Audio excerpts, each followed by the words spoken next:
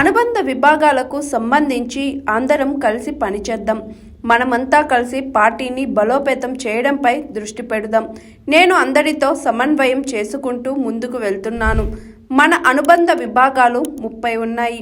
ఇవి అన్నీ కూడా స్థానికంగా ఉన్న సమస్యలపై ఎప్పటికప్పుడు ఫోకస్ చేసి ప్రజల తరపున నిలబడదాం.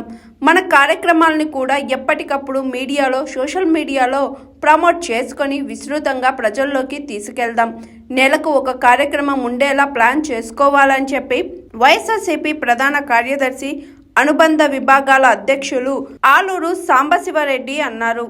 మన మండలంలో కావచ్చు, మన జిల్లాలో కావచ్చు, ఒక ఇష్యూ వచ్చినప్పుడు, పబ్లిక్ ఇష్యూ వచ్చినప్పుడు దాన్ని మనం ఎలా, ఏ వింగ్కి సంబంధించింది, మనం దాన్ని ఎలా ఎదుర్కోవాలి, దానికి ప్లాన్ ఆఫ్ యాక్షన్ ఏంటి, ఇట్లాంటిది ఒకటి ఇనిషియేట్ చేస్తే ఒక వింగ్ వాళ్ళు ప్రతి చోట కూడా ఒక కదలిక వస్తుంది.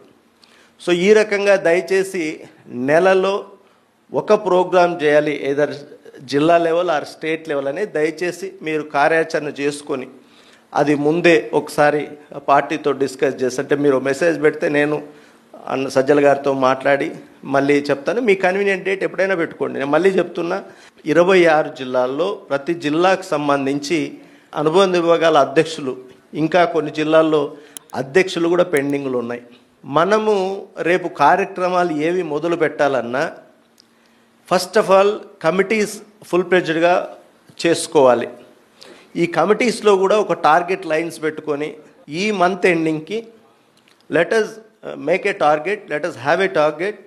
ఈ మంత్ ఎండింగ్కి ఎట్టి పరిస్థితుల్లో మనము జిల్లా అధ్యక్షులు, కాన్స్టిట్యుయెన్సీ అధ్యక్షులు ఫిలప్ చేసుకుందాం.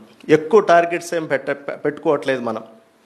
జిల్లా అధ్యక్షులు అన్ని అనుబంధ విభాగాలకి, అట్లాగే అన్ని అనుబంధ విభాగాలకు సంబంధించి కాన్స్టిట్యుయెన్సీ అధ్యక్షులు, ఇవి కంప్లీట్ చేసుకుంటే నెక్స్ట్ లెవెల్లో మళ్ళీ కమిటీలు, మండల్ లెవెల్, సో దట్ అంటే మనం ఒక పాయింట్ ఆఫ్ కాంటాక్ట్ మనకు ఒక దొరికితే ఫస్ట్ ఆ జిల్లా కమిటీలు, తర్వాత మండల్ రావాలంటే ఫస్ట్ జిల్లా అధ్యక్షుడు ఉండాలి మనకి. బై ఎండ్ ఆఫ్ ఆగస్ట్ మనము గ్రామ స్థాయి వరకు కమిటీలు అయ్యేలాగా ఒక టార్గెట్ డేట్ పెట్టుకొని let us work together. So ఇందాక చెప్పినట్టుగా మనం చేసే ప్రతి పని కూడా ఇది మనం పార్టీని స్ట్రెంగ్తెన్ చేయడానికి. ఇప్పుడు 1 year అయిపోయింది. ఈ 1 yearలో చూస్తే ప్రజలు ఎంత ఇబ్బందులు పడతారో మన కళ్ళెదురుగా మనం పల్లెల్లో చూస్తున్నాం.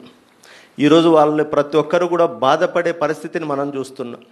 మనలో మనం కూడా సమన్వయం చేసుకుంటూ డెఫినెట్గా మనందరి లక్ష్యం ఒక్కటే, ఎలక్షన్లు ఎప్పుడు వచ్చినా జగనన్నను ముఖ్యమంత్రిని చేసుకోవాలి. చేసుకుంటేనే ఈ రాష్ట్రంలో ఉన్న ప్రజలకు మంచి జరుగుతుంది, ఈ రాష్ట్రం కూడా అభివృద్ధి పథం వైపు నడిపిస్తుందని నమ్ముతూ మనమంతా కలిసి డెఫినెట్గా ఆ విషయంలో సక్సెస్ అవుతామని కోరుకుంటూ మీ అందరి సహాయ సహకారాలు నాకు ఎప్పుడూ ఉండాలని పేరు పేరున మిమ్మల్ని అభ్యర్థిస్తూ సెలవు తీసుకుంటున్నాను.